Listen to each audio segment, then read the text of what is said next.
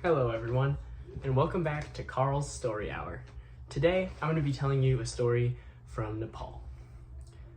So, the story starts in a small town deep in the Himalayan mountains. Between the crests and above the valleys lies a house. And in this house lives a husband and wife. Now, it may seem like a normal house, but there is one difference. In this house, the wife does all the work. She cooks, she cleans, she tends the garden, she tends the animals, and she takes care of her husband, who, while she works, spends all of his time either basking in the sun on warm days or basking in front of the fireplace where she's cooking on cold days. Now, she gets really pissed off about this and eventually decides to talk to him. She says, "Why is it that you sit around all day and do nothing, and I work and work and work and provide for this family? If you worked as much as I did, we'd be pretty well off." And the husband looks at her with a smug look on his face, and he says, "If I worked just one day, I would make way more money than you. I could provide for this house forever, and that's why I don't work, is because I know I could make the money if needed." And she says, "Well, I'd like to see you try." And so he goes, "Okay." And he gets up from the ground and stretches his back, packs a bag, and sets off to town. Now, if you know anything about Nepal, it is a very mountainous area, and towns are not close. So he walks up and down mountains all day. He begins to get tired, he's sweating, and he's kind of stinky too. And so he sits down to wash his clothes under a tree. He's scrubbing. And when he gets done scrubbing them, he hangs them up in the tree. Now, a merchant sees him doing this and is curious, so he walks over and sees the man hanging his clothes in the tree. And the man, upon seeing the merchant, begins to water the tree. The merchant goes, "What are you doing with that tree?" And the man says, "Why, this is a clothing tree. It makes clothes." And the merchant says, "What?" He's like, "Yeah, I've been growing these myself."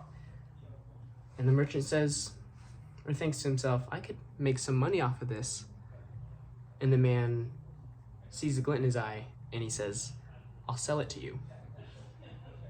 The merchant offers 100 rupees. The man wants more, and eventually he gets the merchant up to 150 rupees on the one condition that he gets to keep the clothes that have already grown from the tree.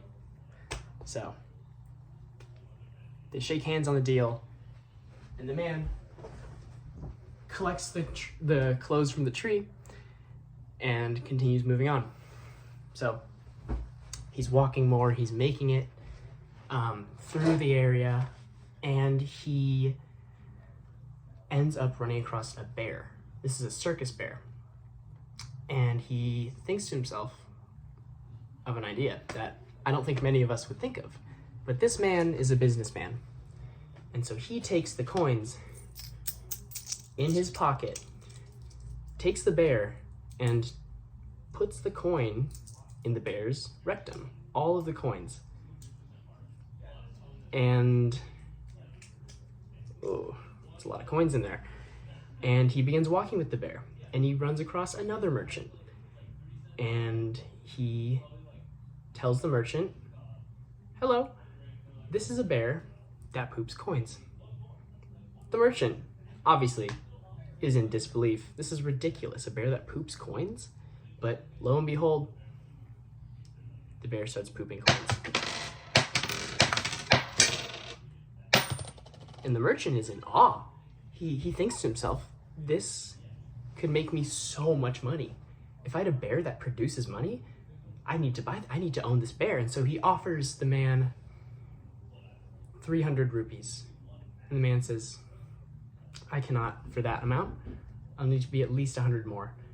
And I'll only sell them on the condition that I get to keep the money that the bear has pooped. And so the merchant thinks about it, and they make a deal. So the man has a lot of money right now, and he heads off having sold the bear, and he gets to the village he wants to get to eventually, and he goes and buys nice clothes, and he goes to the king. And the king sees this well-dressed man and assumes he's of some noble status and invites him into his house. Now, the king and the man begin playing chess and drinking, and they're gambling. And just as the king is down a little bit and the man is up some money, the man says, I have to go. But as he's leaving, the two people who had bought the clothing tree and the bear come walking up, and they look very frustrated.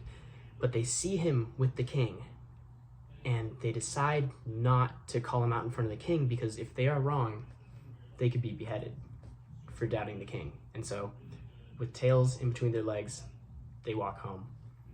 Now, the man, having had his fun, made his money, makes his way back to his house.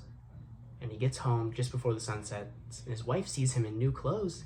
She realizes that he can just make money if he needs, and that they are okay. And so she lets him sit around in the sun for the rest of the day. It's a story with weird morals. Thank you.